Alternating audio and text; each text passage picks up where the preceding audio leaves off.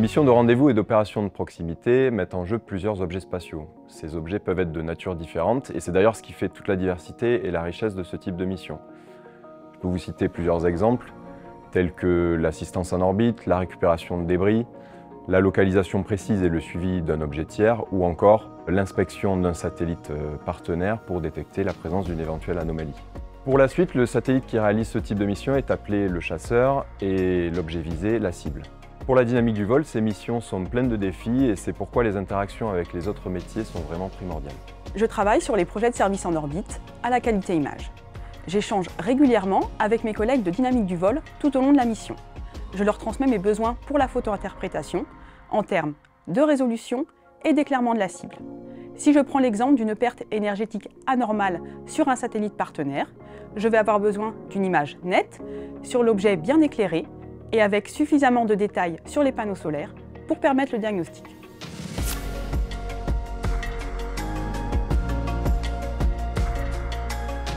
De mon côté, il faut que je réponde aux besoins mission en termes d'objectifs et de délais de réalisation, et je dois aussi prendre en compte les contraintes d'utilisation du satellite.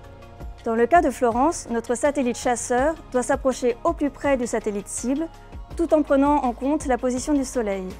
Il faut en effet respecter l'angle idéal entre le Soleil et les panneaux solaires de la cible pour obtenir une image de bonne qualité. Mon rôle sera d'élaborer une stratégie de rendez-vous orbital avec la cible pour pouvoir réaliser ces opérations de proximité, et ce, dans le délai imparti. Sur ces missions, mon objectif est de connaître avec précision la trajectoire du chasseur et surtout de la cible. C'est ce qu'on appelle la restitution d'orbite. Pour y arriver, je dois maîtriser de nouveaux types de mesures intersatellites, basévision ou laser par exemple. Les restitutions d'orbite que j'effectue sont essentielles à la planification des manœuvres et au guidage en altitude. Elles sont aussi au cœur de la fonction d'anti-collision afin de s'assurer que le chasseur et la cible restent à distance de sécurité. À partir de cette trajectoire sécurisée, je vais maintenant pouvoir calculer et optimiser son plan de programmation. C'est ce plan de programmation qui va décrire l'enchaînement temporel de toutes les activités de notre satellite, en particulier l'évolution de son attitude, la réalisation de la stratégie de manœuvre décidée précédemment, la réalisation des mesures de sécurisation et enfin la mise en œuvre de ses instruments et différents senseurs.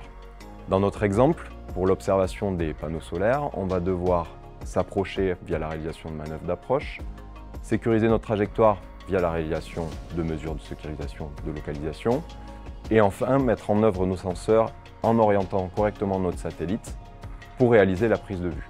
C'est comme ça qu'on obtient des prises de vue de qualité. Comme sur toutes les missions spatiales, un des enjeux clés est de fournir un système opérationnel le plus automatisé possible. Pour ce type de mission, les atouts et la modularité de notre ligne de produits Sirius sont indispensables pour la réalisation des chaînes de calcul des centres opérationnels. Typiquement, les 3 fonctions métiers de mes collègues sont des outils experts.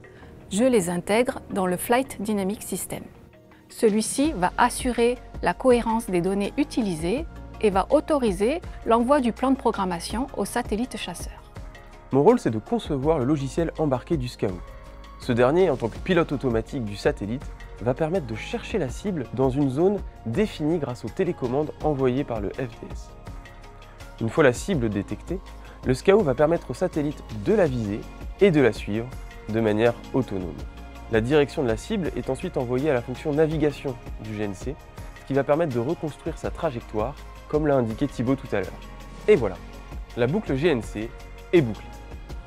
Florence va maintenant pouvoir nous dire si elle est satisfaite des images et si la boucle GNC a répondu à ses attentes pour l'analyse des panneaux solaires. Oui, exactement. Dans notre exemple, après avoir traité l'image, je peux confirmer que la prise de vue est d'excellente qualité. Elle me permet de vérifier l'intégrité des panneaux solaires avec suffisamment d'informations. L'expertise de dynamique du vol au CNES à Toulouse est riche et variée. Elle veille à la maîtrise du mouvement dans l'espace. Dans cet exemple, elle est au service des missions de rendez-vous et d'opérations de proximité. Ce domaine est en perpétuelle évolution car les applications de ce type de mission sont en plein essor.